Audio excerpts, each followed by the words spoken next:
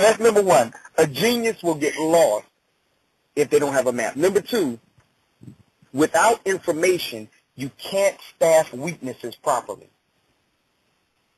Without information, there's no way for you to compensate for the areas where you're weak. That's the one thing about, the beautiful thing about relationships. When you understand who you are and you start getting into business relationships, personal, whatever they are, intimate relationships, you need to be getting into relationships with people who complement or compensate the areas that you're weak in.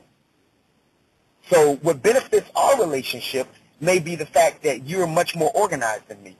So it's not enough, you know, if both of us are organized and we connect, we just got a big old mess going on.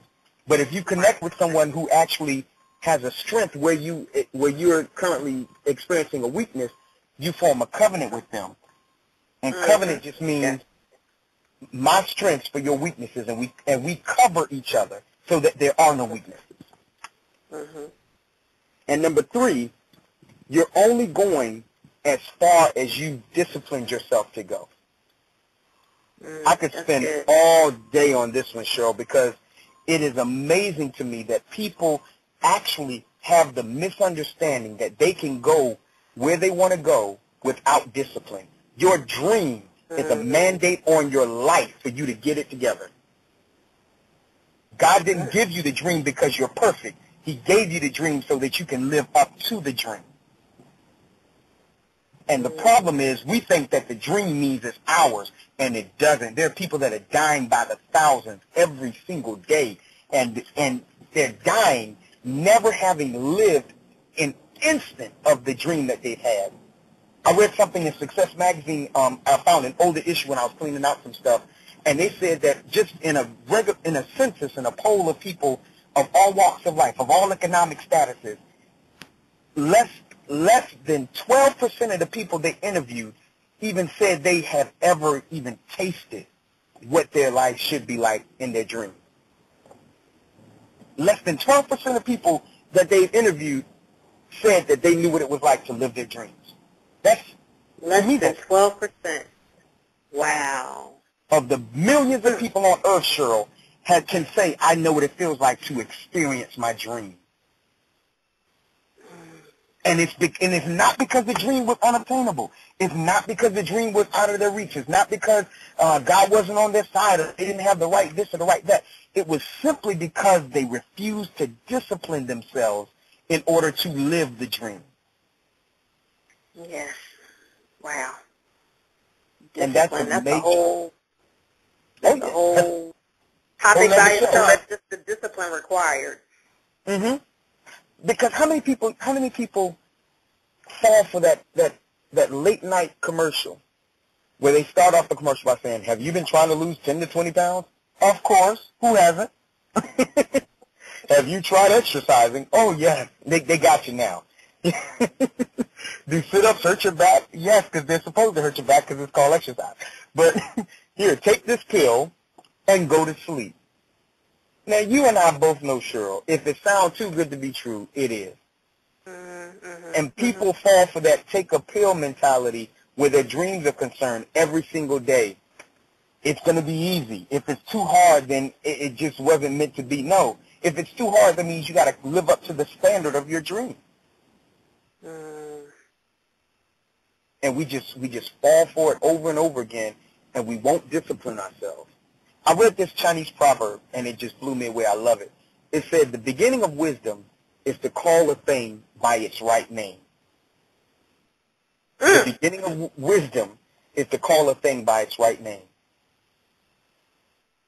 Most of us are in jams because we've mislabeled things. We call friends enemies and enemies friends. We call a casual relationship a committed relationship, and vice versa. And we would be further along if we just begin to start calling a thing by the correct name. And we've called everything that we've had, every opportunity that we've had, we've called it something else instead of just saying, you know what, I make excuses and I'm lazy.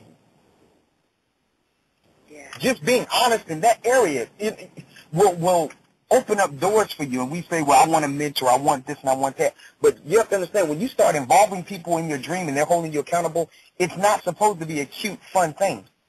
It's supposed to provoke you to the point where you either do one of two things. Either you're going to push beyond that, or you're going to withdraw and say they're too tough on me. Mm-hmm. But I tell you what, the last thing you want to do is to tell my wife one of your dreams. She will hound you. She's like Sherlock Holmes. Because sometimes I'll be thinking of things, Cheryl, and I'll wait weeks to tell her, because the day I tell her, the clock starts. Mm-hmm. This is the same woman that when I was having some financial trouble last year said to me, wow, well, if you had written that book when you said you were going to write it, you'd be living off royalties by now. But, you had so many other things to do. Well, if you put it out there like that, huh? All I can do is just look. Too sometimes it's like, pow, it's like, ow, my eye. and I'm driving, Cheryl, so all I can do is just look ahead and smile like, this woman you gave me, God. Yeah. But, truth is truth. Truth is truth.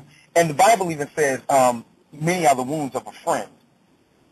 Because if we're talking about iron sharpening iron, that's not a cute thing. That's when sparks fly. Because you have someone rubbing up against you to make you sharper. And the problem is most people just have a bunch of people rubbing up against them, and they're not getting sharp from it. Mm-hmm. Wow. They're actually getting dull. Exactly. They're getting duller. Mm-hmm. They're getting dull. So what we have to understand is that the beginning of this is to call a thing by its right name, which brings me to a pivotal point in what we've been teaching, because the biggest thing that you're going to have to understand and endure when you're talking about living is change and transition. And one of the funny things about this whole concept of change and transition is that we usually misappropriate those two. We call them by the same name, and they're not. Change and transition are absolutely, positively two different things. I'll give you a quick definition of them. Change usually comes from the outside, and it's something you cannot control. And change is simply when an event starts or stops. Like now up in Philly, the weather, we're in the low 70s right now. Summer has changed. It's no longer summer. But the difference between change and transition is simply the gradual psychological reorientation that you go through for the change. That's what a transition is. It's what you do to adjust to what just happened to you. And I can set my calendar by it, especially if you're in Philadelphia.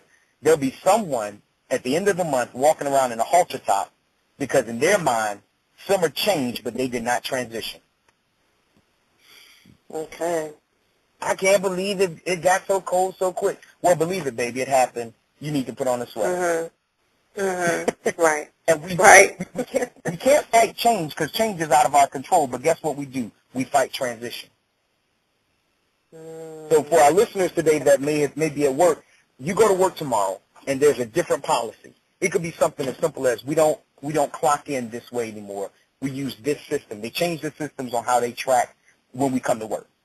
The first thing that we do is we complain for 3 days. Oh my God, I can't believe they changed this. Oh my God, this is so much more work. Okay, what you're doing is you're wasting time when you should be transitioning. Because change happened. You can't control that. They changed the policy. The question is now, will you transition or will they have to write you up for still clocking in the way you want to clock in?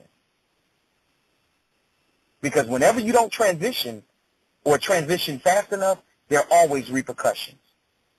It could be something as simple as a write-up on your job, or something as severe as having to take out a restraining order because the man that you used to love won't transition, that you have ended the relationship. That's changed, but he still acts like y'all are together, so he wants to ride by, and now he can't come within 50 feet of you because you had to give him a repercussion because he would not transition.